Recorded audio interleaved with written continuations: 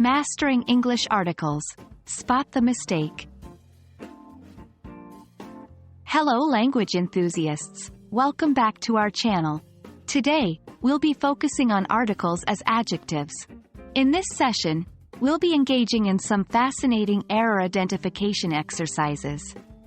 This will help you understand the correct usage of articles, which are a fundamental aspect of English grammar. Before we dive into the exercises, let's quickly refresh our memory about articles as adjectives. In English, we have three articles: a, an, and the. Remember, a and an are indefinite articles, used when referring to something general, not specific. The, on the other hand, is a definite article, used when referring to something specific or known to the listener. Now, let's move on to common mistakes people often make with articles. These include omitting an article where one is needed, using an article where none is needed, and using the wrong article. We'll tackle these issues in our upcoming exercises. Are you ready for some practice? I'll read a sentence aloud, and I want you to spot the mistake. Let's begin. 1. I saw an elephant at zoo. 2. She is the best singer. No context given.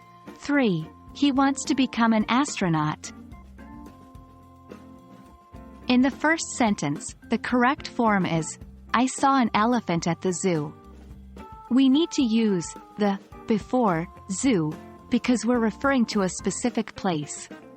In the second sentence, she is the best singer, is incorrect if no context is given. If we don't know who she is, it would be better to say, she is a best singer. The third sentence is correct. He wants to become an astronaut because astronaut starts with a vowel sound, and it's not a specific astronaut.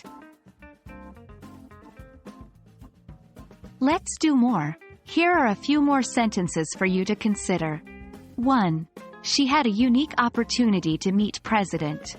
2. I saw a UFO in sky last night. 3. An apple a day keeps doctor away. In the first sentence, we should say, she had a unique opportunity to meet the president. In the second, the correct form is, I saw a UFO in the sky last night. And the third should be, an apple a day keeps the doctor away. In all of these sentences, we are referring to specific entities, hence the use of the. That brings us to the end of our session on articles as adjectives. I hope you found these error identification exercises helpful in enhancing your understanding of this fundamental part of English grammar. Remember, practice makes perfect. Stay tuned for more grammar sessions and keep practicing. Happy learning!